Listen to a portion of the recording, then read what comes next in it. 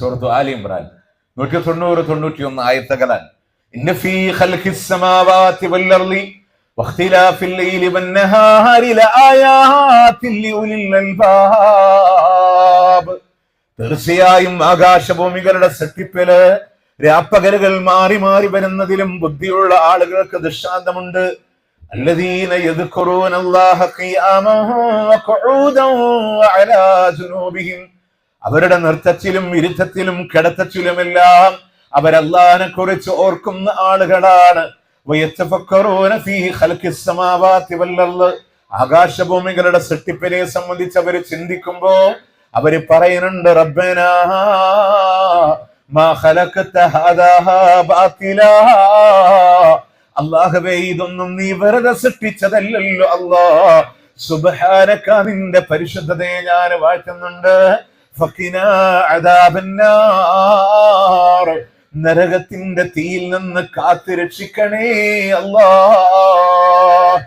ആകാശഭൂമികളെ രാപ്പകലുകൾ മാറി മാറി വരുന്നതിന്, സൂര്യനെ ചന്ദ്രനെ അല്ലാഹു തന്ന മനുഷ്യനുള്ള അനുഗ്രഹമാണെങ്കിലോ, നന്ദി ചെയ്യാനുള്ള മനസ്സില്ലെങ്കിലോ, അല്ലാഹു നരകത്തിലൂടെ ഇടുന്നതാണ് വിഷയമെങ്കിലോ, റബ്ബനാ ഇന്നക മാ തുദ്ഖിലിൻ നാറ ഫഖദ് അഖ്സൈത വമാ ലിൽളാലിമീന മിൻ അൻസാർ. അല്ലാഹുവേ, ആരെയെങ്ങാനും നീ നരകത്തിലൂടെ പ്രവേശിപ്പിച്ചു കഴിഞ്ഞാൽ അവർക്കൊരു സഹായിയും ഇല്ല അല്ലാഹ്. ഒരാളും അവരെ രക്ഷിക്കാറില്ല റബ്ബേ. അക്രമികൾക്ക് ഒരു സഹായില്ല, ഒരു സഹായില്ല. ഈ ആയത്ത് കേട്ടിട്ട് റസൂലുള്ളാഹി സ്വല്ലല്ലാഹു അലൈഹി വസല്ലം ഒരു രാത്രി മുഴുവൻ നിന്ന് നിസ്കരിക്കണേ. മഹാനായ ഉമർ ബിൻ അബ്ദുൽ അസീസ് റളിയല്ലാഹു അൻഹു ഫഅൻദർച്ചുക്കും നാറൻ തലല്ലാ എന്നുള്ള ആയത്ത് കേട്ട് ബോധരഹിതനായി അദ്ദേഹം താഴ്ത്ത് വീഴാൻ. നരകം അത്രമേൽ ഭയാനകരമാണ്, അത്രമേൽ ഭയാനകരമാണ്. നമ്മളൊക്കെ മനസ്സിലാക്കേണ്ടത്, എന്ന് പോകേണ്ടി വന്നാലും ആ നരകത്തിന്റെ വക്കിലേക്ക് ഞാനില്ല എന്ന് തീരുമാനിക്കാൻ ഈ സമയത്ത് അതിന് നമ്മുടെ ഉള്ളിൽ ഒരു ഭയം വേണം, ഒരു ഗാംഭീര്യം നമ്മുടെ ഉള്ളിൽ വേണം. അത് നിസ്സാരമായ സംഭവമല്ല.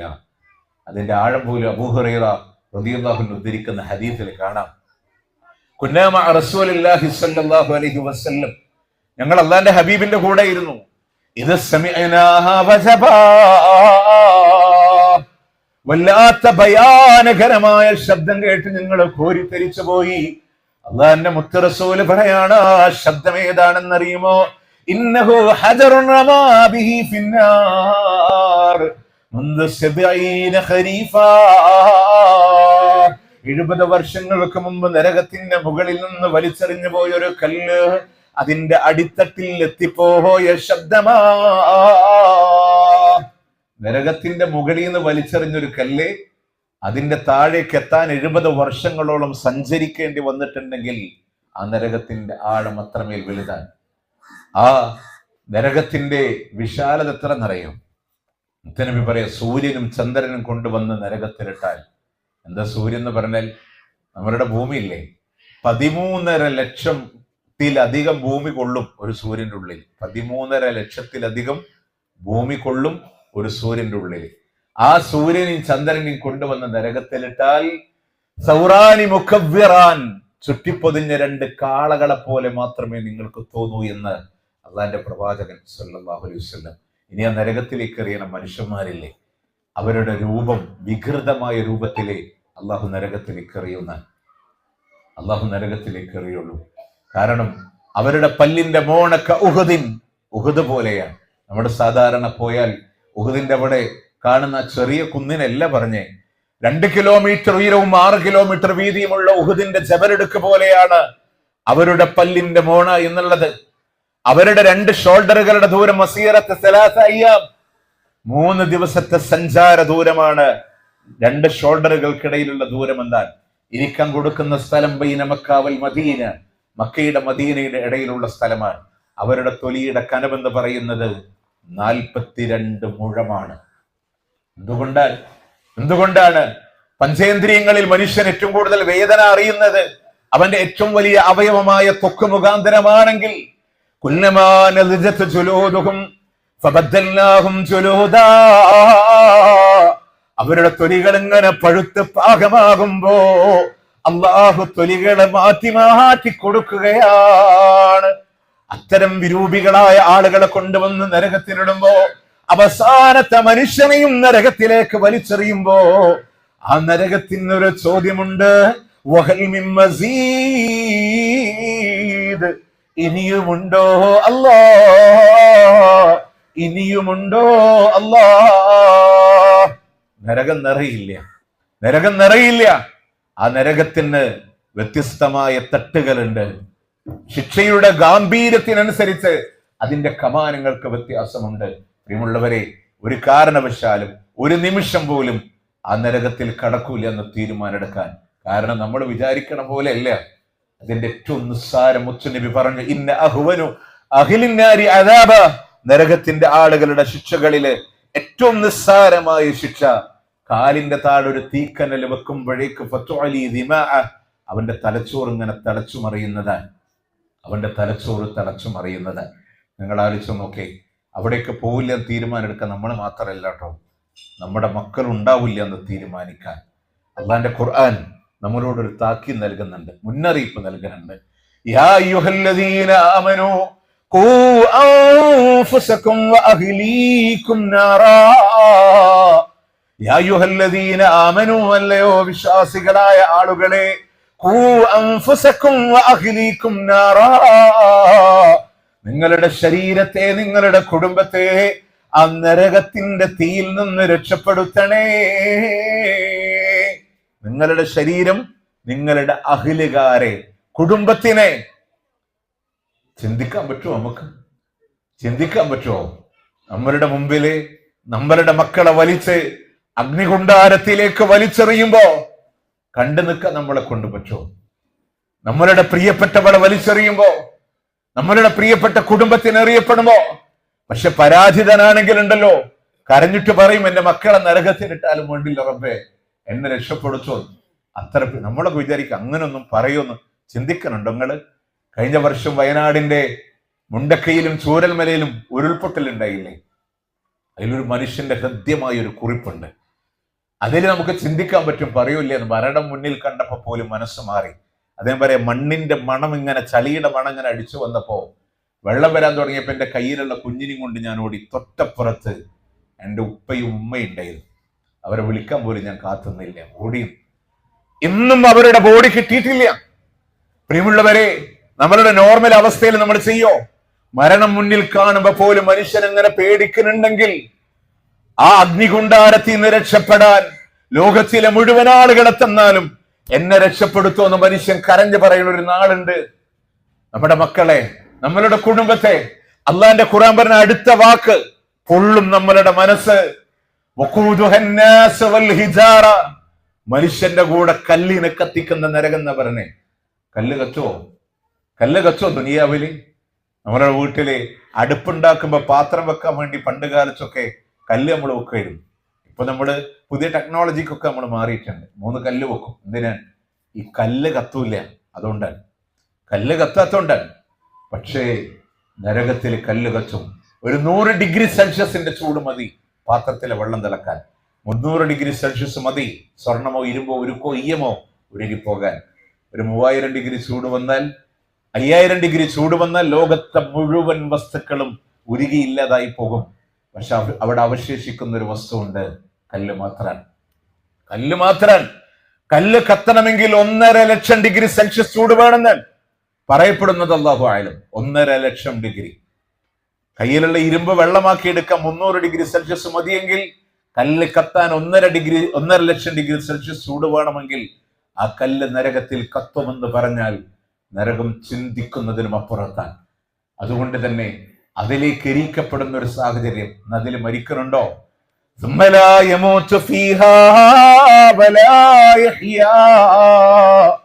പിന്നീട് ജീവിതമില്ല, മരണമില്ല, ശാശ്വതമായി അനുഭവിക്കേണ്ടി വരുന്നൊരു ഇടമാണ്. ശാശ്വതമായി അനുഭവിക്കേണ്ടി വരുന്നൊരിടാണ്. അതുകൊണ്ട് തന്നെ ഒരിക്കലും ആ നരകത്ത് പോവാതിരിക്കാൻ നമ്മൾ ശ്രദ്ധിക്കേണ്ട കാര്യം. പക്ഷെ എന്തെന്നറിയോ? നരകത്തിൽ നിന്ന് രക്ഷപ്പെട്ടു പോകേണ്ടത് എവിടേക്കാണ്? അള്ളാന്റെ സ്വർഗത്തിലേക്കാണ്. ഒന്ന്, ഞാൻ നേരത്തെ പറഞ്ഞ പോലെ ഒരു ആത്മപരിശോധന ഉണ്ടാവണം. എൻ്റെ കയ്യിലുണ്ടോ? അമലുണ്ടോ? ഇന്ന് വരെ ഒരാവർത്തി അള്ളാന്റെ ഖുർആൻ വായിച്ചു നോക്കിയ എത്ര ആളുണ്ടാവും നമ്മളുടെ കൂട്ടത്തിൽ? ഇത്രയൊക്കെ വന്നില്ലേ ആയുസ്സിന്? 3,23,000-ത്തിലധികം വരുന്ന ഹർഫുകൾക്ക് ഓരോ ഹർഫിനും നോർമലി 10 നന്മ വെച്ച് അള്ളാഹു താല പഠിപ്പിച്ചിട്ട് എത്ര സമ്പാദിക്കാൻ നമുക്ക് കഴിഞ്ഞിട്ടുണ്ട് അള്ളാന്റെ ഖുർആൻ എന്ന് നമ്മൾ ആലോചിച്ച വട്ടപൂജയായിരിക്കും. 5 വക്ത നിസ്കാരം കൊടുക്കുന്നുണ്ട് അള്ളാഹ്, അല്ലെ? 25 മിനിറ്റ് ഒരു ദിവസം കൊടുത്തുകൊണ്ട് ആയിട്ടുണ്ടോ നമ്മളുടെ ലൈഫിൽ? അതും അതിലെത്ര 10-ൽ-എത്ര എനിക്ക് കിട്ടുമെന്ന് നമ്മൾ ആലോചിച്ചിട്ടുണ്ടോ? മനസ്സും ഏകാന്തമായ ചിന്തയും അള്ളാഹു തൃപ്തിപ്പെടുന്ന രീതിയിൽ നിസ്കരിക്കാൻ, ആ നിസ്കാരം കഴിഞ്ഞ് സലാം വീട്ടിയാൽ ഒരു അസ്തഗ്ഫിറുല്ലാഹെങ്കിലും മാനിയിട്ട് പറയാൻ. കാരണം അള്ളാഹ് സ്വീകരിക്കില്ലെന്ന് അറിയില്ല, നിസ്കാരം അതിന്റെ പൂർണ്ണതയിൽ എത്തിയിട്ടുണ്ടോന്ന് അറിയില്ല. അപാകതകൾ ഉണ്ടെങ്കിൽ എന്റെ റബ്ബേ എനിക്കൊന്ന് പുറത്തു തരണമെന്ന് പറയാനുള്ള മനസ്സിന് ഇരിക്കാൻ പോലും നമുക്ക് സമയം കിട്ടിയിട്ടുണ്ടോ? ഒരുപാട് തിങ്കളും വ്യാഴങ്ങളും കടന്നുപോയി. എത്ര സുന്നത്ത് നോമ്പ് എൻ്റെ അക്കൗണ്ടിൽ ഉണ്ടെന്ന് പറയാൻ, എത്ര റമദാനിലെ നോമ്പ് തന്നെ അതിൻ്റെ അർത്ഥവത്തായ രീതിയിൽ എൻ്റെ കയ്യിലുണ്ടെന്ന് പറയാൻ നമ്മൾ ആലോചിച്ച് നോക്കിയാൽ നമ്മളുടെ കയ്യിൽ ഒന്നുമില്ല പ്രിയമുള്ളവരെ, ഒന്നുമില്ല. അതുകൊണ്ട് ഇവിടെ നിന്ന് ഞാനത് പറഞ്ഞ ഇരിക്കുന്ന ഇരിപ്പിടത്തിൽ പശ്ചാത്താപത്തിന്റെ ഒരു മനസ്സോടെ അല്ലാതെ ചെയ്തു വെച്ച പാപങ്ങൾ ഒരു പക്ഷേ ആരോടും പറയാനില്ല, മനസ്സിലുണ്ടായാൽ മതി. ആരോടും തിന്മകളെ പരസ്യപ്പെടുത്തേണ്ട കാര്യമില്ല. സ്വർഗത്ത് പോണ സൗഭാഗ്യവാന്മാരായ ആളുകൾക്ക്, വിശ്വാസികൾക്ക് അള്ളാഹ് കൊടുക്കുന്ന ഏറ്റവും വലിയ കാരുണ്യം എന്താണെന്നറിയും? അള്ളാഹിന്റെ വിചാരണ രഹസ്യമായിരിക്കുന്ന മറട്ടിട്ടാണ് അള്ളാഹ് വിചാരണ ചെയ്യുക. അള്ളാഹു ആ തൗഫീഖ് നമുക്ക് നൽകട്ടെ. ഇല്ലേ നമ്മുടെയൊക്കെ അവസ്ഥ എന്തായിരിക്കും? ഈ മൈക്കിന്റെ മുമ്പിൽ കാണുന്ന എന്നെ നിങ്ങൾ കണ്ടിട്ടുള്ളൂ, എൻ്റെ പേഴ്സണൽ ലൈഫ് നിങ്ങൾക്ക് അറിയില്ല. ഇവിടെ ഇരിക്കുന്ന ഈ ഡ്രസ്സ് അയൺ ചെയ്ത് സുന്ദരന്മാരായിട്ട് വന്നിരിക്കണം നമ്മൾ പരസ്പരം കാണുന്നുള്ളൂ, നമ്മുടെ ഉള്ള ആരും അറിഞ്ഞിട്ടില്ല. അതറിയുന്ന റബ്ബാണ്. ആ റബ്ബ് നമ്മളുടെ രഹസ്യങ്ങൾ മുഴുവൻ പരസ്യമാക്കിയാൽ നമുക്കറിയില്ല. പക്ഷെ അള്ളാഹു സുബ്ഹാനഹു വ തആല സ്വർഗത്ത് പോണ വിശ്വാസികളെ രഹസ്യ വിചാരണ നടത്തണേ. ആ വിചാരണ പോലും മനുഷ്യൻ വിചാരിക്കും, പഠിച്ചോനെ എന്നെ നരകത്ത് കിടുവോന്ന് വരെ നമ്മൾ ചിന്തിക്കും. പക്ഷേ അള്ളാഹു സ്വർഗത്തേക്ക് മാറ്റും. അതുകൊണ്ട് തന്നെ തിന്മകളുണ്ടോ പരസ്യപ്പെടുത്താനില്ല, പക്ഷെ അള്ളാഹിനോട് പറയാം, പശ്ചാത്തപിക്കാം. ഇനി കാത്തുവെക്കാനില്ല പ്രിയമുള്ളവരെ, കാത്തുവെക്കാനില്ല. നമ്മളുടെ റബ്ബ് അത്രയും നമ്മളോട് കാരുണ്യവാനാണ്. നിങ്ങൾ ആലോചിച്ച് നോക്ക്. ഞാൻ 1-2 ഉദാഹരണം പറഞ്ഞ പെട്ടെന്ന് നിങ്ങളുടെ ഹൃദയത്തിലേക്ക് തട്ടുന്നത്. അള്ളാഹുവിന്റെ പ്രവാചകൻ സല്ലല്ലാഹു അലൈഹി വസല്ലം മുമ്പിൽ സീറത്ത് ഇബ്നു ഹിഷാം എന്ന് പറയുന്ന ചരിത്രഗ്രന്ഥത്തിൽ കാണാം, ഒരാൾ മുത്തനബിയുടെ മുമ്പിൽ കടന്നു വന്നു. റസൂലേ, കഴിഞ്ഞു പോയ കാലങ്ങളിലെ പാപങ്ങളൊക്കെ ഇസ്ലാം സ്വീകരിച്ചാൽ പുറത്തു കിട്ടോ? മുത്തനബി സല്ലല്ലാഹു അലൈഹി വസല്ലം തീർച്ചയായും അള്ളാഹ് പുറത്തു തരും. ആ മനുഷ്യൻ ഇസ്ലാം സ്വീകരിച്ചിട്ട് ചോദിച്ചു, ഹംസയെ കൊന്നവന് മാപ്പുണ്ടോ? ഹംസയെ കൊന്നവന് മാപ്പുണ്ടോ? മുത്തനബി ചോദിക്കുന്നുണ്ട്, നീ വക്ഷിയാണോ? അഞ്ച വക്ഷി? അതേ റസൂലേ, അറിയില്ലായിരുന്നു, അങ്ങേക്ക് പ്രിയപ്പെട്ടവനാണെന്ന് അറിയില്ലായിരുന്നു. അടിമത്തപ്പാളയത്തിന്റെ മോചനത്തിന് ഹിന്ദു ഓഫർ ചെയ്തപ്പോ നേരിടാൻ ധൈര്യമില്ലാതെ ഒരു പാറക്ക് പിന്നിൽ ഇങ്ങനെ ഒളിച്ചിരുന്നതാണ്. ശത്രുവിനോട് അടരാടിയിട്ട് ഹംസ റളിയല്ലാഹു മുന്നിൽ വന്നപ്പോ കയ്യിലുള്ള ചാട്ടുളി അദ്ദേഹത്തിനെ ലക്ഷ്യമാക്കി എറിഞ്ഞു എന്ന് പറയുമ്പോൾ മുത്തറസൂൽ ചോദിക്കുന്നുണ്ട്, പറ്റുമെങ്കിൽ എൻ്റെ മുമ്പിൽ വരാതിരിക്കോ വക്ഷി? നിന്നോട് എനിക്ക് വെറുപ്പല്ല, നിന്റെ മുഖം കാണുമ്പോൾ എനിക്ക് എൻ്റെ ഹംസയെ ഓർമ്മ വരാണ്. അന്ന് നാട് വിട്ടതാ വക്ഷി. പിന്നീട് വക്ഷി അബൂബക്കർ റളിയല്ലാഹുവിന്റെ ഖിലാഫത്ത് കാലത്ത് യമാമ യുദ്ധത്തിൽ മുസൈലിമത്തുൽ കദ്ദാബിനെ കൊന്നത് വക്ഷിയാണ്. എന്ത് പറയണം പേര് കേൾക്കുമ്പോൾ? റളിയല്ലാഹു അൻഹു. മുസൈലിമത്തുൽ കദ്ദാബിനെ കൊന്നതും വക്ഷിയാണ് റളിയല്ലാഹു അൻഹു. ആ വക്ഷിക്ക് മാപ്പ് കൊടുത്ത അള്ളാഹിനോടാണ്. സയ്യിദി ശുഹദാ യാ ഹംസ എന്ന് അല്ലാഹുവിന്റെ റസൂല് നെഞ്ചുപൊട്ടി പറഞ്ഞ ദിവസം അന്ന്. ഉഹദിന്റെ സകലമാന പരാജയങ്ങൾക്ക് കാരണമാകാൻ ഒരു കാരണക്കാരനായി പ്രവർത്തിച്ചൊരു വ്യക്തിത്വം ഉണ്ടായിരുന്നു. അന്നത്തെ ശത്രുക്കളുടെ പടത്തലവൻ ഖാലിദ് ബിൻ വലീദ് റളിയല്ലാഹു അൻഹു അല്ലേ? ആ മലയുടെ പിന്നിലൂടെ വന്ന മുസ്ലിങ്ങൾക്ക് നേരെ അറ്റാക്ക് ചെയ്യാമെന്ന തന്ത്രം മെനഞ്ഞത് ഖാലിദ് ബിൻ വലീദ് റളിയല്ലാഹു അൻഹുവാണ്. നിങ്ങൾ നോക്ക് പ്രിയമുള്ളവരെ, മഹാനായ മുസ്അബ് ബിൻ ഉമൈർ റളിയല്ലാഹു അൻഹു ഷഹീദായി കിടക്കാൻ, 2 കൈയും മറ്റുപോയി നെഞ്ചിന്റെ മേലെ തുളയിട്ട് തൊട്ടപ്പുറത്ത് കിടക്കുന്നത് ഹംസത്ത് ബിൻ അബ്ദുൽ മുത്തലിബ്. തന്റെ പ്രിയപ്പെട്ട സഹാബ ഒരുപാട് പേര് ഷഹീദാണ്, അവയവങ്ങൾ മുറിക്കപ്പെട്ടവരായ ഒരുപാട് പേര്. അന്ന് പ്രവാചകൻ സല്ലല്ലാഹു അലൈഹി വസല്ലം ഓരോരുത്തർക്കായി ഖബർ കുഴിക്കാൻ കഴിയാതെ വിശാലമായ ഖബർ കുഴിക്കുമ്പോ കൂടുതൽ ഖുർആനുള്ളവരെ ഖിബലയുടെ ഭാഗത്തേക്ക് ആദ്യമാദ്യം കിടത്തണേ സഹാബ എന്ന് അള്ളാന്റെ മുത്തുനബി പറയുമ്പോ പ്രവാചകന്റെ ശരീരം പോലും രക്തത്തിലൂടെ കുളിച്ചുപോയ ആ ദിവസമില്ലയോ? പ്രിയമുള്ളവരെ, ഇതിനെ മുഴുവൻ തന്ത്രം മെനഞ്ഞ് ആ ശത്രുക്കളുടെ പടത്തലവന്റെ പേര് കേൾക്കുമ്പോ ഇന്ന് എലാങ്കോടിരുന്ന് നമ്മൾ പറയും ഖാലിദ് ഇബ്നു വലീദ് റളിയല്ലാഹു അൻഹു. അദ്ദേഹം സഹാബിയാണ്. പട നയിച്ച ഒരു യുദ്ധത്തിൽ പോലും പരാജയം കണ്ടിട്ടില്ലാത്ത പടനായകൻ. നോക്ക് നിങ്ങള്, ഖാദിസിയ എന്ന് പറയുന്ന ചരിത്രപ്രധാനമായ യുദ്ധത്തിലൂടെ കിസ്റ കൈസറിന്റെ സിംഹാസനം പോലും അട്ടിമറിക്കാൻ തന്ത്രം മെനയാൻ പ്രാപ്തിയുണ്ടായിരുന്ന ഖാലിദ് ഇബ്നു വലീദ് റളിയല്ലാഹു അൻഹു. അവർക്ക് പുറത്തു കൊടുത്ത അല്ലാഹുവോട് നമുക്കും പറയാനുള്ളേ, വഹ്ഷിയോട് അങ്ങ് ഹംസ റളിയല്ലാഹു അൻഹുവിനെ കൊല്ലാൻ പ്രചോദനം കൊടുത്ത, ഓർഡർ കൊടുത്ത എന്തിന്റെ പേര് കേൾക്കുമ്പോ പറയണം റളിയല്ലാഹു അൻഹ. സഹാബത്തിന്റെ കാറ്റഗറി പഠിക്കുമ്പോ മക്കം ഫതഹിന് ഇസ്ലാമിലേക്ക് കടന്നു വന്ന ആ ദറജയിൽ നമുക്ക് കാണാം ഹിന്ദ് റളിയല്ലാഹു അൻഹ. എന്താ അവരുടെ പ്രത്യേകത എന്നറിയോ? അവരാ തിന്മ ഒഴിവാക്കി ഇസ്ലാമിലേക്ക് പശ്ചാത്തപിച്ച് വന്നപ്പോ പിന്നെ അവരുടെ ജീവിതം പളുങ്ക് പോലത്തെ ജീവിതം. അവർ നല്ലതുപോലെ ജീവിച്ചു വരാൻ. അതുകൊണ്ട് തന്നെ നമ്മൾ ആലോചിക്കേണ്ടത് നമ്മളുടെ റബ്ബ് കാരുണ്യവാനാണ്. അള്ളാഹിനോട് പറഞ്ഞ് നന്നായി ഇനിയുള്ള ജീവിതത്തിൽ നരകത്തിലേക്ക് എത്താനുള്ള ഒരു പ്രവർത്തനങ്ങളും എൻ്റെ ഭാഗത്ത് നിന്ന് ഉണ്ടാവില്ല എന്നുള്ളൊരു തീരുമാനമെടുക്കാൻ. പ്രിയമുള്ളവരെ, ആ സ്വർഗത്തേക്ക് കടന്നു പോകണമെങ്കിൽ ഞാൻ എന്നോട് സൂചിപ്പിക്കപ്പെട്ട വിഷയങ്ങളെ ഒന്ന് ഓടിച്ചു പോയി എന്ന് മാത്രമേ ഉള്ളൂ. നമ്മളൊന്ന് മനസ്സിലാക്കേണ്ടത്, ആ സ്വർഗത്തിലേക്ക് എത്തിപ്പെടണമെങ്കിൽ ചില ആളുകളെ പറ്റി അള്ളാഹ് പറഞ്ഞു അങ്ങോട്ട് കയറ്റില്ല എന്ന് പറഞ്ഞു. പൂർണ്ണമായും നിഷിദ്ധമാണ് എന്ന് അള്ളാഹു ചില ആളുകളെ പറ്റി പറഞ്ഞു. ഖുർആനിൽ ഒരേ ഒരു വിഷയമാണ് നേർക്ക് നേരെ അള്ളാഹു തആല സ്വർഗമേ കിട്ടൂല എന്ന് പറഞ്ഞത്. അത് ശിർക്ക് ചെയ്തവരെ പറ്റിയിട്ടാണ്. ഖുർആനിൽ 5 അധ്യായം സൂറത്ത് മാഇദ 72-ാമത്തെ ആയത്താൽ ഇന്നഹു മൻ യുശ്രിക് ബില്ലാഹ് ഫഖദ് ഹറമല്ലാഹു അലൈഹിൽ ജന്ന. ആര് അല്ലാഹുവിനോട് പങ്കു ചേർത്ത് പോയോ അവർക്ക് അല്ലാഹു സ്വർഗമെന്നുള്ളത് ഹറാമാക്കിയിട്ടുണ്ട്. സ്വർഗം അല്ലാഹ് ഹറാമാക്കിയെന്നാൽ ഒരു കാലത്തിന് അവർക്ക് സ്വർഗമില്ല. മാത്രമല്ല അവരുടെ സങ്കേതം കത്തിയാളുന്ന നരകമാണെന്ന് പോലും അള്ളാഹു അവിടെ ചേർത്ത് വെച്ചു. ശിർക്ക് ജീവിതത്തിലൂടെ കടന്നു വന്നാൽ നേർക്ക് നേരെ ഖുർആൻ സ്വർഗത്തിൽ ഒരിക്കലും പോകില്ല എന്ന് പറഞ്ഞത് അവരാണ്. നമ്മളൊക്കെ സമാധാനിക്കുന്ന അറിയോ, ഞങ്ങളുടെ ലൈഫിൽ അൽഹംദുലില്ലാഹ് ഞങ്ങൾ ശിർക്കൊന്നുമില്ല. പക്ഷെ നമുക്ക് വിശ്രമിക്കാൻ സമയമില്ല. പേടിക്കേണ്ടതിന് പേടിക്കുന്ന വേണം. ഉറുമ്പ് അരിച്ചു വരുന്നതിനേക്കാൾ ലാഘവത്തോടെ ശിർക്ക് നമ്മളിലൂടെ കടന്നു വരും. നേരത്തെ ഞാൻ മക്കളുടെ കാര്യം പറഞ്ഞില്ലേ, ആ മക്കളും ഇതേപോലെ നിങ്ങൾ വിചാരിക്കാനുണ്ടോ ബാപ്പാന്റെ തൗഹീദിൽ തന്നെ മക്കളുണ്ടാവും എന്ന് നിങ്ങൾ വിചാരിക്കാനുണ്ടോ? നമുക്കൊക്കെ ഒരു പ്രശ്നമുണ്ട്. ജന്മന മുജാഹിദയിലായിരിക്കും നമ്മുടെ മക്കൾ, സലഫികൾ. ഞങ്ങൾ ആലപ്പുഴ BEd പഠിക്കുന്ന സമയത്ത് അവിടെ പള്ളിയുടെ മുമ്പിൽ എക്സൈസ് നടത്തുന്ന ഒരു ഇക്കണ്ട്. അദ്ദേഹം തന്നെയാണ് പള്ളിയുടെ ആളും, പള്ളിയുടെ സെക്രട്ടറി പ്രസിഡന്റ് എന്ന അദ്ദേഹമാണ്.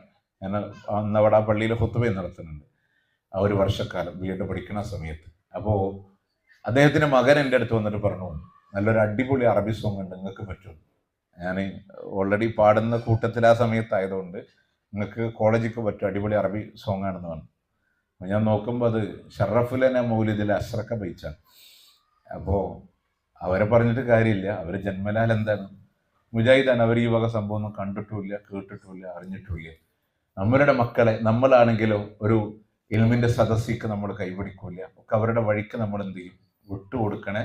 ഒരു പല അപകടങ്ങളും നമുക്ക് ഇതിൻ്റെ പേരിൽ വരാനുണ്ട്. പ്രിയമുള്ളവരെ, വരാനുണ്ട്. ഇപ്പം നമ്മളൊക്കെ വിചാരിക്കുന്ന വെച്ചാൽ മക്കളെ കയറൂരി നമ്മൾ വിട്ടുകൊടുക്കും. ഇപ്പോൾ സ്കൂൾ കലോത്സവങ്ങളൊക്കെ നടക്കുന്ന സമയം മാപ്പിള കലകൾക്കൊന്നും മക്കൾ കുഴപ്പമില്ല നമ്മൾ പറയും. ഈ മാപ്പിള കലകളുടെ ഒപ്പനൊക്കെയാണ് നമ്മൾ ഉദ്ദേശിക്കണേ. ഏത് പ്രായത്തിലുള്ള മക്കളാണ് കളിക്കണം എന്നുള്ളത്. അത് ചെറിയ മോളല്ലേ, 6ലും 7ലും പഠിക്കുന്ന മോളല്ലേ എന്നൊക്കെ നമ്മൾ പറയും. 6ലും 7ലൊക്കെ പഠിക്കുന്ന മക്കൾ പറഞ്ഞാൽ 12, 13, 14 വയസ്സുള്ള മക്കളാണ്. ഇനി മാപ്പിള കല എന്ന് പറഞ്ഞിട്ട് ഒന്നല്ല, ഇന്നത്തെ സിനിമാറ്റിക് ഒപ്പനയാണ് ഇന്നത്തെ ഫാഷൻ എന്ന് പറയണത്. ഞാനൊരു സർക്കാർ സ്ഥാപനത്തിൽ വർക്ക് ചെയ്യണമെന്ന് നിങ്ങളോട് പറയാം. നമ്മളെ ലീവിനൊക്കെ നാട്ടിൽ വരുമ്പോൾ ഖുർആൻ ക്ലാസ്സിന് വരുന്ന ഒരു ഇക്കാൻ്റെ മോൻ അവിടെ പഠിക്കുന്ന സ്കൂളിൽ അവനൊരു ദിവസം അവധി എടുത്തപ്പോൾ അവൻ്റെ കൂട്ടുകാരൊക്കെ പറഞ്ഞു, എന്നെ വിധനത്തിന് ദഫ് പ്രാക്ടീസ് ചെയ്യുന്നത്, അതിന് പോയേക്കാണോ എന്ന് പറഞ്ഞു. അപ്പോൾ അത് ഞാൻ അറിഞ്ഞത് അവനക്ക് വലിയ ക്ഷീണം ചെയ്തു, കാരണം അവൻ്റെ വാപ്പ അറിയുമല്ലോ. അപ്പോൾ അവൻ എൻ്റെ അടുത്ത് രാവിലെ വന്ന പാടെ ഞാൻ എൻ്റെ വണ്ടി വരണത് ഇങ്ങനെ കാത്തിക്കാൻ എൻ്റെ അടുത്ത് വന്നിട്ട് പറഞ്ഞു, നിങ്ങൾ വാപ്പാനെ വിളിച്ച് പറയരുത്, ഞാൻ ഇനി പോവില്ല, അവസാനിപ്പിച്ചു. കാരണം നബിദിനമൊക്കെ കഴിഞ്ഞു. അത് ഉമ്മ പറഞ്ഞപ്പോൾ ഞാൻ പോയതാണ്. ഇനി ഞാൻ പോവില്ല. ഉമ്മൊക്കെ പറഞ്ഞു വാപ്പാനെ വിളിച്ച് പറയരുത്, വാപ്പ പറഞ്ഞ പ്രശ്നമാവും. നമ്മൾ ആലോചിച്ചൊക്കെ നമ്മൾ വിചാരിക്കണം എന്താ പറയുക, ഞാൻ തൗഹീദിലുണ്ട്, നമ്മുടെ ഒരു സൈഡിൽ കൂടെ നമ്മുടെ മക്കളെ പോകും. ഈ വക ഷോകൾക്കൊക്കെ മക്കളെ വിട്ടുകൊടുത്തു കഴിഞ്ഞാൽ അതിൻ്റെ രസം അവരുടെ മേലെ കടന്നു വരും. പിന്നെ ഒരു സുപ്രഭാതത്തിൽ നാളെ ഖുർആൻ ക്ലാസ്സിലേക്ക് വന്നു പറഞ്ഞാൽ മക്കൾ പറയും എനിക്ക് അതിന് സമയമില്ല എന്ന് പറയും. അപ്പൊ അതുകൊണ്ട് ആദ്യമേ അവർക്ക് കൊടുക്കേണ്ട രുചികളെ ആ അർത്ഥത്തിൽ തന്നെ നമ്മൾ കൊടുക്കണം. തൗഹീദിന്റെ വിഷയം ഞാൻ പ്രത്യേകം എടുത്തു പറയാനുള്ള കാരണം എന്തെന്നറിയാം. തൗഹീദിന്റെ വിഷയത്തിൽ നമ്മൾ വിചാരിക്കും ഞാൻ ഓക്കെ ആണല്ലോ നമ്മൾ കരുതും. അതിൽ ഡേഞ്ചർ ഭാഗം അല്ലാന്റെ ഹബീബ് ഒന്ന് പറഞ്ഞു, നമ്മളിലേക്കൊക്കെ സൂക്ഷിക്കേണ്ട ഒന്നാണ്. മുത്തുനബി പറയാൻ വലിയ ഷിർക്ക് അല്ലെങ്കിലും ചെറിയ ഷിർക്ക് വരുന്നത് പോലും നമ്മൾ എന്ത് ചെയ്യണം, സൂക്ഷിക്കണം. ഏറ്റവും ചെറിയതായ ഷിർക്കിനെ നിങ്ങൾ സൂക്ഷിക്കണേ.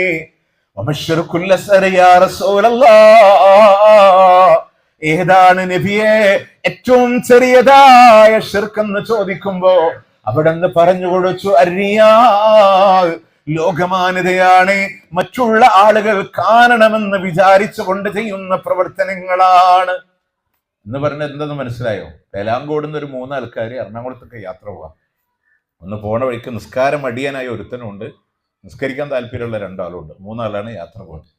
ഇവിടുന്ന് യാത്ര പുറപ്പെട്ട് ഏകദേശം ളുഹറിന്റെ സമയത്ത് കോഴിക്കോട് എത്തിയപ്പോൾ നിസ്കരിക്കാൻ താല്പര്യമുള്ള ഒരു നമുക്ക് ഇവിടെ ജമ്മം കസൂറായി നിസ്കരിച്ചിട്ട് ഇവിടുന്ന് യാത്ര എന്ത് ചെയ്യാം, കണ്ടിന്യൂ ചെയ്യാം. ആ നിസ്കാരം അടിയനും കൂടെ കൂടി. കാരണം എന്താ, ഞാൻ മാത്രം നിസ്കരിച്ചില്ലെങ്കിൽ അവരെന്താ വിചാരിക്കുക.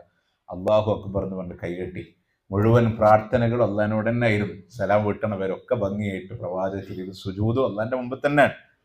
പക്ഷെ നിങ്ങൾക്കറിയോ, നിസ്കാരം എന്ന അള്ളാഹ്ക്ക് കൊടുക്കേണ്ട ഇബാദത്ത് കൂടെ വന്ന 2 ആളുകൾ കാണണമെന്ന ലക്ഷ്യത്തിന് വേണ്ടി ചെയ്തപ്പോ ഇസ്ലാം ഒന്ന് പുറത്തു പോവില്ലെങ്കിലും നരകം ഉറപ്പായി ലഭിക്കുന്ന തിന്മയാണ് ആ മനുഷ്യൻ ചെയ്തത്. അരിയാ, ലോകമാന്യത.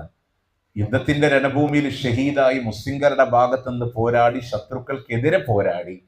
ആ പോരാട്ടത്തിൽ മുസ്ലിങ്ങൾക്ക് നേട്ടല്ലേ ആണ്. പക്ഷെ അയാളുടെ നീയത്ത് എന്താ വന്നേ, ആളുകളൊക്കെ വിചാരിക്കട്ടെ ഞാനൊരു ധീരനാണ്, അവനെ നരകത്തിലേക്ക് എറിഞ്ഞു എന്ന് അള്ളാഹു മലക്കുകളോട് ഉത്തരവ് കൊടുക്കുന്ന 2ാമത്തെ മനുഷ്യൻ പറയുന്നുണ്ട്, പഠിച്ചോനെ ഞാൻ ഒരുപാട് സ്വതക്ക ചെയ്തിട്ടുണ്ട്. നീ അവന്റെ സമ്പാദ്യം മറ്റൊരാൾക്ക് വെറുതെ കൊടുത്തതാ, തിരിച്ചു വാങ്ങിയിട്ടും കൂടിയില്ല. പക്ഷേ ആ കൊടുത്തത് കൊണ്ട് ഞാൻ വലിയ ധർമ്മിഷ്ഠനാണ് ആളുകൾ കരുതണം എന്നുള്ള ചിന്ത വന്നപ്പോൾ അള്ളാഹിന്റെ പ്രീതി ആഗ്രഹിക്കുന്നിടത്ത് ജനങ്ങൾ വന്നു പോയി അല്ലേ. 3ാമത്തെ വിഷയം ഇൽമ പഠിപ്പിച്ചു കൊടുത്തവനെ നീ വലിയ പണ്ഡിതനാന്ന് കാണിക്കാൻ വേണ്ടിയിട്ടാണ്. നിങ്ങൾ ആലോചിച്ചൊക്കെ, ഞാനെന്ന് സുബൈന്റെ മുമ്പ് തൃശ്ശൂരിൽ നിന്ന് യാത്ര തിരിച്ചതാണ് ഇവിടേക്ക്. അവിടുത്തെ ക്ലാസ് കഴിഞ്ഞു ഇവിടേക്ക് വന്നു. നിങ്ങൾ ആലോചിച്ചൊക്കെ ഈ യാത്ര ചെയ്ത് എനിക്ക് തോന്നുകയാണ്, ഇവിടെ എലാങ്കോട് നിങ്ങൾ ഇരിക്കുമ്പോൾ നിങ്ങളൊക്കെ ഒന്ന് വിചാരിക്കട്ടെ, എനിക്ക് കുറച്ചൊക്കെ ഇൽമുണ്ടെന്ന് കാണിക്കാനാണ് ഞാൻ സംസാരിച്ചത് എന്നുണ്ടെങ്കിൽ, എൻ്റെ സംസാരം കടന്നു വരുന്നുണ്ടെങ്കിൽ നാളെ ഈ ശബ്ദം ശ്രവിക്കുന്ന നിങ്ങൾ മുഴുവനും സാക്ഷിയാണ്. ഈ ശബ്ദം ശ്രവിക്കുന്ന നിങ്ങൾ മുഴുവനും സാക്ഷിയാണ്. നാളെ അല്ലാഹുവിന്റെ കോടതിയില് എന്റെ ഇരുകാല് വലിച്ചുകൊണ്ട് നരകത്തിലേക്ക് എറിയുന്നതിന് നിങ്ങളായിരിക്കും അല്ലാഹുവിന്റെ കോടതിയിലെ സാക്ഷി. ഖുർആനല്ലേ, ഹദീസല്ലേ, ദീനല്ലേ, തസ്കിയത്തല്ലേ, ആളുകളെ നന്നാക്കാനല്ലേ, ഒക്കെ ശരിയാണ്. പക്ഷെ അല്ലാഹുവിന്റെ പ്രീതിയുടെ സ്ഥാനത്ത് ജനങ്ങളുടെ പ്രീതി ആഗ്രഹിച്ചാൽ ലോകമാന്യതയാണ്. അതുപോലെ ഷിർക്കുൽ അസ്ഗറാണെങ്കിൽ അല്ലാത്തവരോട് പ്രാർത്ഥിച്ചാലോ, അള്ളാഹു അല്ലാത്തവരോട് ദുആ ചെയ്താലോ അപകടം. ഇനി ഒരു കാര്യം കൂടെ പറഞ്ഞോട്ടെ, നമ്മുടെ മക്കളെ പോലും നമ്മുടെ ഷിർക്കിലേക്ക് തള്ളിവിടരുത്. അത് ഞങ്ങൾ ചെയ്യൂലല്ലോ നിങ്ങൾ പറയിപ്പോ. പക്ഷേ ഒരു വിവാഹാന്വേഷണം വന്നാലേ നമ്മൾ ദീന് പലപ്പോഴും പരിഗണിക്കാറില്ലേ. അതിന്റെ അപകടം നിങ്ങൾ അറിയാൻ വേണ്ടിയിട്ടാണ് ഞാൻ പറയണേ. കാരണം എന്തെന്നറിയോ, ഒന്നുകിൽ പുതിയപ്പിളനെ സെലക്ട് ചെയ്യുമ്പോൾ ഓന്റെ ഭൗതികമായ സാഹചര്യങ്ങളൊക്കെ നമ്മൾ നോക്കും, ദീൻ നമ്മൾ നോക്കൂല. ഓൻ ചിലപ്പോൾ ജാറത്ത് പോണവനാവും, ഓൻ ചിലപ്പോൾ ഷിർക്കിന്റെ വക്താവായിട്ട് പ്രചരണം നടത്തുന്ന ഒരാളായിരിക്കും, അതിന്റെ വക്താവായിരിക്കാം. അല്ലെങ്കിൽ മകന് വേണ്ടി കൊണ്ടുവരുന്ന പെൺകുട്ടി ആ രൂപത്തിലായിരിക്കാം. അടുത്തൊരു തലമുറക്ക് പോലും അപകടങ്ങൾ കടന്നു വന്നേക്കാം. പിന്നെ നമ്മളൊക്കെ പറയുന്ന ഒരു ഉടായിപ്പ് ന്യായം ഉണ്ടല്ലോ, നമ്മളെടുത്തേക്കല്ലേ വരുന്നത്, നമ്മളെ നന്നാക്കിക്കൂടാൻ. വിവാഹത്തിന്റെ വിഷയത്തിൽ ആ കോംപ്രമൈസ് ഇസ്ലാം വെച്ചിട്ടില്ല എന്നുള്ളത് നിങ്ങൾ മനസ്സിലാക്കാൻ ഒരൊറ്റ എക്സാമ്പിൾ മതി നിങ്ങൾക്കത് ബോധ്യപ്പെടാൻ. അലി ഇബ്നു അബീ താലിബ് റളിയല്ലാഹു അൻഹു കൊന്നതാരെന്നറിയോ, വെട്ടിയതാരെന്നറിയോ? അബ്ദുറഹ്മാൻ ഇബ്നു മുൽജിം എന്ന് പറയുന്ന ഖവാരിജിയത്തിന്റെ പഴച്ച വിശ്വാസം തലയിൽ പേറിയൊരു മനുഷ്യനാണ്. ആരാ അബ്ദുറഹ്മാൻ ഇബ്നു മുൽജിം? അറിവില്ലാത്ത ആളാണോ? ഖുർആനിലും ഹദീസിലും പാണ്ഡിത്യമുള്ള ആളാണ്. അബ്ദുറഹ്മാൻ ഇബ്നു മുൽജിം. ഒരു കാലഘട്ടത്തിൽ അലി ഇബ്നു അബീ ത്വാലിബ് റളിയല്ലാഹു അൻഹുവിന്റെ റൈറ്റ് ഹാൻഡ് ആയി ജീവിച്ച ആളാണ്. നമുക്ക് സഹാബത്തിന്റെ കൂടെ വളർന്ന ഒരാളാണ് അബ്ദുറഹ്മാൻ ഇബ്നു മുൽജിം. ഖവാരിജിയത്തിൽപ്പെട്ട ഒരു പെണ്ണിനെ കണ്ടപ്പോ ഇദ്ദേഹത്തിന്റെ മനസ്സിൽ ഒരു പ്രണയം തോന്നി, അവരെ വിവാഹം കഴിക്കാൻ വേണ്ടി. അന്ന് കൂടെ ഉണ്ടായിരുന്നവരൊക്കെ എതിർത്തു, അവർ പഴച്ച കക്ഷിയാണ്. ഇദ്ദേഹം പറഞ്ഞു, ഞാൻ അവളെ നന്നാക്കിക്കോളാം, എവിടെയെങ്കിലുമൊക്കെ മനസ്സിൽ തട്ടിട്ടുണ്ടെങ്കിൽ അങ്ങ് മാറ്റി വെച്ചേക്ക്, ഞാൻ അവളെ നന്നാക്കിക്കോളാം. അവസാനം എന്തുണ്ടായി? അവള് നന്നായില്ല എന്ന് മാത്രമല്ല, ഇദ്ദേഹം അവരുടെ കൂട്ടത്തിൽ ചേർന്നു. അലി റളിയല്ലാഹുവിന്റെ ദിനചര്യകൾ അറിയുന്ന അദ്ദേഹം നാട്ടുകാരെ വിളിച്ചുണർത്തി പള്ളിയിലേക്ക് വരുന്ന അദ്ദേഹത്തെ വാതിൽക്കൽ കാത്തുനിന്ന് തല ലക്ഷ്യമാക്കി വെട്ടുമ്പോ പറഞ്ഞു, അലി, ഇത് അല്ലാഹ്ക്ക് വേണ്ടിയിട്ടാണ്, ഇത് അല്ലാഹ്ക്ക് വേണ്ടിയിട്ടാണ്. നിങ്ങൾ ആലോചിച്ചു നോക്കി, നമ്മൾ അതുകൊണ്ട് നന്നാക്കാന്നും കരുതിയിട്ട് നമ്മൾ മാറ്റിപ്പിടിച്ചോണ്ട്, അതുകൊണ്ട് തൗഹീദിന് കളങ്കം വരുത്തുന്ന ഒരു അവസ്ഥകൾ ഉണ്ടാവരുത്. പിന്നെ നമ്മൾ പറയും, എപ്പോഴെപ്പോഴും തൗഹീദ് തന്നെ പറയുന്നത് എന്തിനെന്നറിയോ? നമ്മളുടെ ഈമാൻ ഉറപ്പിക്കാൻ വേണ്ടി തന്നെയാണ്. പ്രവാചകന്മാരൊക്കെ തൗഹീദ് പറഞ്ഞു. ഇപ്പോ വിസ്ഡം ഇസ്ലാമിക് ഓർഗനൈസേഷന്റെ ബാനറിലെ ഈ വിജ്ഞാനവേദി മാസം വേണം, എല്ലാ മാസവും തൗഹീദ് പറയും, എല്ലാ മാസവും അധാർമികതക്കെതിരെ പറയും, എല്ലാ മാസവും റിസാലത്ത് പറയും, എല്ലാ മാസത്തിലും ആഖിറത്ത് പറയും. എന്തുകൊണ്ടെന്നറിയോ? അത് മുത്തനബി സല്ലല്ലാഹു അലൈഹി വസല്ലമയുടെ പ്രബോധന മാർഗമായതുകൊണ്ടാണ്. അതിന് വിശ്രമില്ല പ്രിയമുള്ളവരെ, വിശ്രമില്ല. അതിനർത്ഥം ബാക്കിയുള്ളത് പറയില്ല എന്നല്ല, എല്ലാം പറയും. പ്രഥമമായി ലാ ഇലാഹ ഇല്ലല്ലാഹ് പറയും. അള്ളാഹിന്റെ പ്രവാചകൻ സല്ലല്ലാഹു അലൈഹി വസല്ലമയുടെ മുമ്പ് കടന്നു വന്ന സകലമാന പ്രവാചകന്മാരും ലാ ഇലാഹ ഇല്ലല്ലാഹ് പറഞ്ഞവരാണ്. പ്രവാചകന്റെ പ്രബോധനത്തിന്റെ തുടക്കം ലാ ഇലാഹ ഇല്ലല്ലാഹ്. മക്കയിൽ അവതീർണമായ സൂറത്തുകളിൽ പ്രധാനമായും ലാ ഇലാഹ ഇല്ലല്ലാഹ്. മദീനയിൽ ശരീഅത്തിന്റെ നിയമങ്ങൾ അവതരിപ്പിക്കുമ്പോഴും അതിന്റെ ഇടയിലൂടെ കടന്നു വന്നു ലാ ഇലാഹ ഇല്ലല്ലാഹ്. പ്രവാചകന്റെ വേർപാടിന്റെ തൊട്ട് മുമ്പ് ഖുത്ബത്തുൽ വിദായിലെ വിടവാങ്ങൽ പ്രഭാഷണത്തിലും വന്നു ലാ ഇലാഹ ഇല്ലല്ലാഹ്. മസ്ജിദുൻ നബവിയിൽ അവസാനമായി സഹാബത്തിന് വേണ്ടി ക്ലാസ് എടുക്കുമ്പോഴും ആദ്യമായി പറഞ്ഞു തൗഹീദ് തന്നെയാണ്. ലോകത്തോട് വിട പറയുന്നതിന് മുമ്പ് തന്റെ പ്രവാചകന്റെ ചുണ്ടുകൾ എങ്ങനെ ചലിക്കുമ്പോഴും ആ പ്രാർത്ഥനയിലും വന്നു ലാ ഇലാഹ ഇല്ലല്ലാഹ്. അതില്ലാത്തൊരു ജീവിതം മുത്തുനബിക്ക് അവസാനം വരെ ഉണ്ടായിട്ടില്ല. തൗഹീദ് വാർത്തെടുത്ത് ഇസ്ലാം പൂർത്തീകരിച്ച ഉമ്മത്തല്ലേ എന്നല്ല, ഇപ്പോഴും നമ്മളുടെ ഇബാദത്തിലും പ്രാർത്ഥനകളിലും നിത്യേന ചൊല്ലുന്ന ദിക്റുകളിലും നമ്മുടെ അരക്കെട്ടുറപ്പിച്ച് വീണ്ടും വീണ്ടും പറയിപ്പിക്കുന്നു ലാ ഇലാഹ ഇല്ലല്ലാഹ്. എന്തിനാണ്? നമ്മളുടെ തൗഹീദിനെ ഇങ്ങനെ ഉറപ്പിക്കാനാണ്. വിത്തർ നിസ്കരിക്കും, ഇന്നല്ലാഹ വിത്തറുൻ യുഹിബ്ബുൽ വിത്തറ ഫഔതിറു യാ അഹ്ലൽ ഖുർആൻ. അല്ലാഹ് ഒറ്റ അവൻ ഇഷ്ടപ്പെടുന്നു. രാത്രി നിസ്കാരം ഒറ്റയെ റക്അത്തുകൊണ്ട്. അതുകൊണ്ട് നമ്മൾ സൂറത്ത് കാഫിറൂനും സൂറത്ത് ഇഖ്ലാസും ഓതിയിട്ടാണ് വിത്തർ നിസ്കാരം അവസാനിപ്പിക്കുക. അത് കഴിഞ്ഞ് സുബഹിന്റെ മുമ്പുള്ള 2 റക്അത്തിലും സൂറത്ത് കാഫിറൂനും സൂറത്ത് ഇഖ്ലാസാൻ. അത് കഴിഞ്ഞ് മഗ്രിബിന്റെ 2 റക്അത്ത് റവാത്തിബിലും സൂറത്ത് കാഫിറൂനും സൂറത്ത് ഇഖ്ലാസുൻ.